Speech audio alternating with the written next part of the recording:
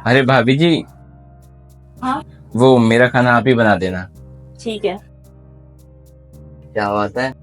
आज तो देवर भाभी का प्यार बहुत दिख रहा है। वैसे सही है, जरूरी है इसका खाना अच्छे से बनाओ, इसका ख्याल रखो, सही रहता है। अरे क्या सही रहता है, आप ऑफिस चले जाते हो, आपको क्या पता। पूरा दिन मुझे परेशान करते रहते हैं। भाभी जी खाना बना देना, भाभी जी कभी ये काम कर देना, भाभी जी कभी कपड़े निकाल के दे देना। मैं क्या क्या करूंगी उनके लिए। अरे तो इसमें परेशान होने की क्या बात है, ये तो तुम्हारा फर्ज है। मेरा छोटा भाई है, देवर है तुम्हारा, तुम भाभी हो उसकी, और भाभी तो माँ समान होती है। और माँ बाबू जी के बाद तुम्हें पता है तुम्ही को उसका ख्याल रखना है, या तो तुम रखो या मैं रखूं।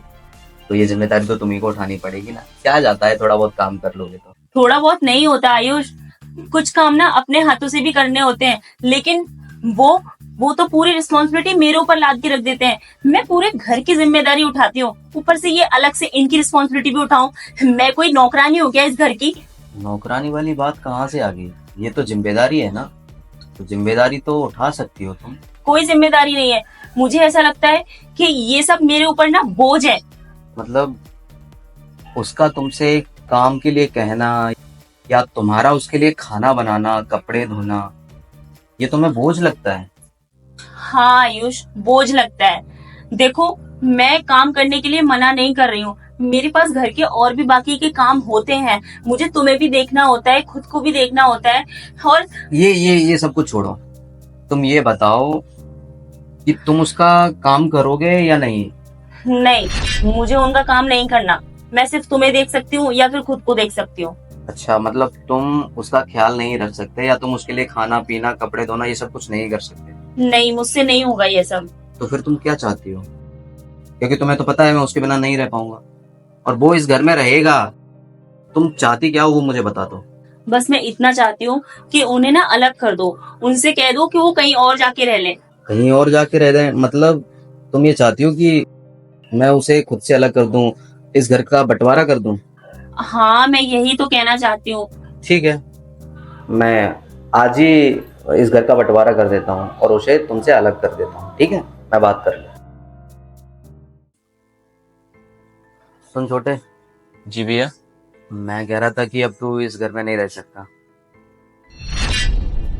मतलब भैया? मतलब ये कि अब तुझे इस घर को खाली करना पड़ेगा, क्योंकि तेरी भाभी चाहती हैं कि तू इस घर से निकल जाए।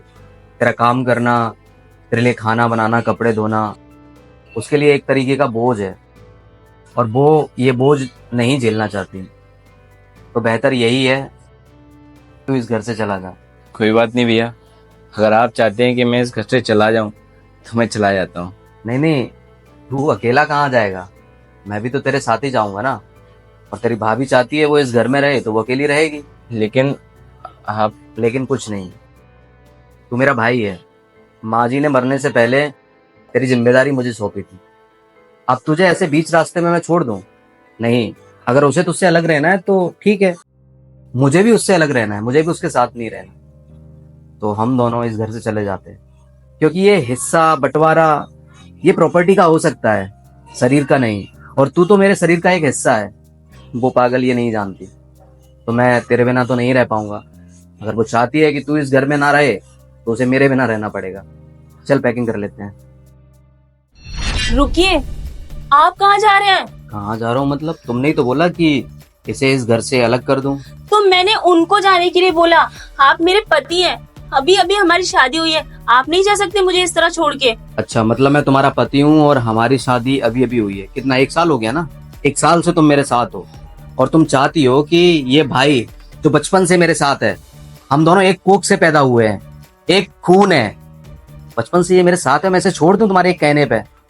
माता पिता ने मरने से पहले मुझसे प्रॉमिस लिया था कि मैं इसे कभी ना छोड़ूं, और तुम्हारे लिए ये काम करना, 2 वक्त का खाना खिलाना उसे, ये बोझ हो गया। अरे तो तुम्हारे सर का ये बोझ उतार देता हूं मैं भी चला जाऊंगा, ये भी चला जाऊंगा। अपने लिए तो कर सकते हो ना, अपने लिए करना, बाकी खर्चे मैं भेजता रहूंगा टाइम टू टाइम आपके लिए। ठीक है ना? नहीं नहीं आयुष, तुम नहीं जा सकते। मैं कैसे रहूंगी तुम्हारे बिना अकेले इस घर में? जैसे तुम मेरे बिना नहीं रह सकती ना, वैसे मैं भी अपने भाई के बिना नहीं रह सकता। इस घर में ना, इस छत के नीचे हम दोनों भाई रहेंगे, ये सब तुम ना रहो। अगर तुम चाहती हो ये ना रहे तो मैं भी नहीं रहूंगा। देख लो फैसला क्या है तुम्हारा। चल छोटे। रुकिए, आपको कहीं जाने की जरूरत नहीं है, और भैया आप भी कहीं मत जाइए, और मुझे माफ कर दीजिए। अरे नहीं नहीं भाभी, आप माफी मत मांगिए। नहीं नहीं भैया, माफी तो मांगने की जरूरत है, क्योंकि मैंने ये सही नहीं किया।